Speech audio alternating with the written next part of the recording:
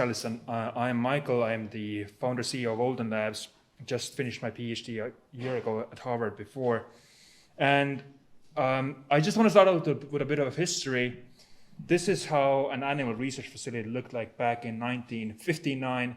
You can see the handwritten cage cards, the individual bottles, the manual handling. Really wasn't all that sophisticated, right? This is how it looks like today. Spot the difference? And they're actually the reverse photos. Yeah, reverse. And that's a problem because when you think about it, to the first approximation, everything we know about aging comes from studies like that, right? And you can throw like stones at me right now, but yes, there's like cells, there's jivas and all that, but at the end of the day, if you can't make a mouse live longer and healthier, you don't have a longevity therapeutic. But this is how it's done right now. As a result, one fairly basic study costs you $500,000. And as a result of this, not many are done, almost none are replicated. And when they are being done, you can't really agree on whether it's even the same data that you're getting, right? This is a major bottleneck, of course, for many people. And as a result, we know like 10x more about the aging in the worm, even though we don't care, than in mammals. So my point is, to solve aging, we absolutely need to scale this most critical type of experiment, the animal research. And that's exactly what we're building. We are building the foundational infrastructure to do these things for the first time in an automated way by combining three core technologies into one pipeline. And these three are smart cages, robotics, and gene delivery, with the idea being that put in the drug, this gets happened, and then you just get your data back, right? And iterate. So what are these three technologies? At a very super high level, we first have the AI smart cages that give us basically just much more data. So here we figured out how to put the animals in the cage, have the cage do the recording, and with certain sensors do other things, and pull out pretty much everything that you can gather without poking a hole into a mouse. Right? Second, we have robotics. And this is a first ever system that allows you to automate the animal care. Reason why it works is because we figured out a way to have the robot care for the mice without actually having to grab them. Right now, I have to pick up a mouse, move it, and then put it back. It's impossible to do with a robot. We know that when you run the numbers, that'll give us about 9x cost reduction. But more importantly, we can scale this. Because we can scale robots, we can't scale humans. And then finally, we have whole body gene delivery. And this is something that I built in my PhD, originally for therapeutics. It allows us to get about 80% of the body mass with gene transfers. But in this case, for this use case, we are using it as a research tool to essentially accelerate the engineering of aged disease models or accelerate the study of aged genetic mutations or knockouts, right? Right now, it takes about 3 years. We can do it in about a month and a half for certain types of things. And if you put them together and you compare it to the current best in class, which is what you saw, we know that the numbers give us about 10x time savings, about 20x cost savings, and about 2,000x more data if we put them together. So the question is, where are we now in this pipeline?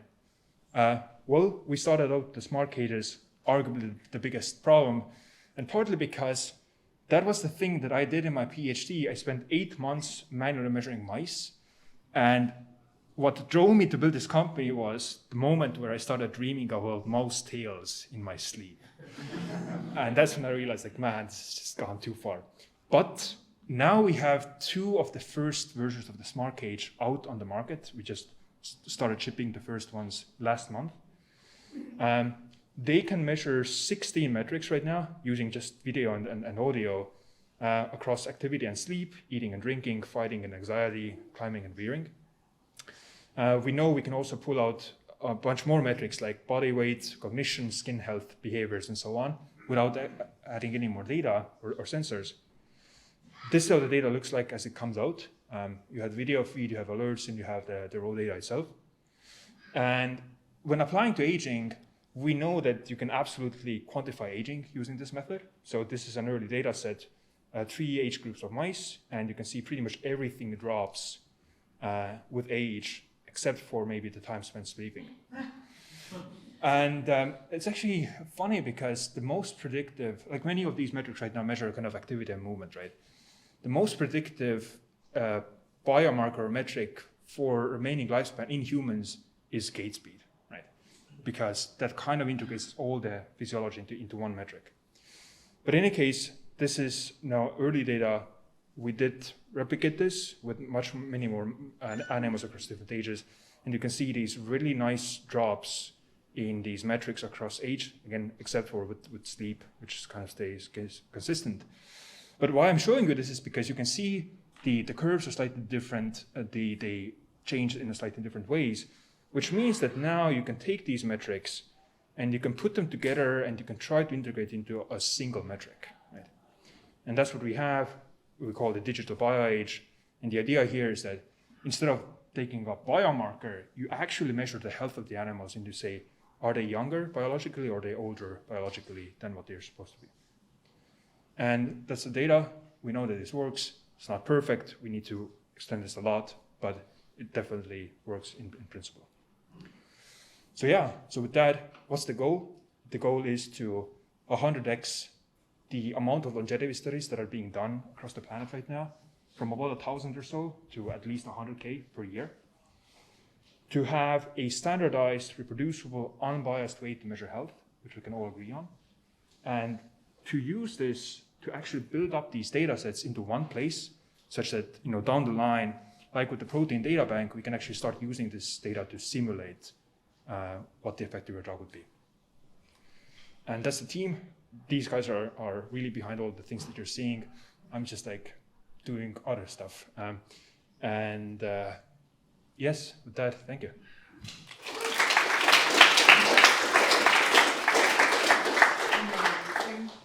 Oh, that was fantastic. Thank you. Okay, we already have a question. Anyone else who hasn't asked a question yet, raise your hand, I'll come to you. So the NIA just did a huge mouse lifespan kind of characterization study. Do you know about that? And then how's this like different from what they're... You mean the ITP? No, I think it was like, was it called Blast or was it? Slam. Slam. Do you know about Slam? I haven't heard of it, no. Okay. Yeah. So look that up. All right, sure. That's it. Shruti goes first. We might have time for you too. SLAM is more characterizations of different functional readouts and stuff for mice. But my question was, did you see the confounding factor weight, body weight, and adjust for it? That's one of the reasons why we're not releasing the bioage metric right now, because for fat mice, like you want to add more things, and the body weight definitely confounds, but actually not as much as I would have thought. So. Okay.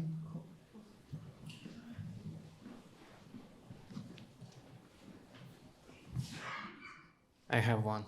So for humans, socializing is very important. In mice, there's a problem since the 50s. The cage limits you to only a few mice per cage. It's very isolated. I know that you have a reason why you're just putting the cage cover, but have you thought about habitats that are more complex and will allow socializing and observing complex behaviors? Yeah, I mean, we can do it. It's just other people are not going to do it. And for us to really make an impact, this needs to be scaled to many people taking this up. So, yeah. Thank you so much. That was Thanks. great.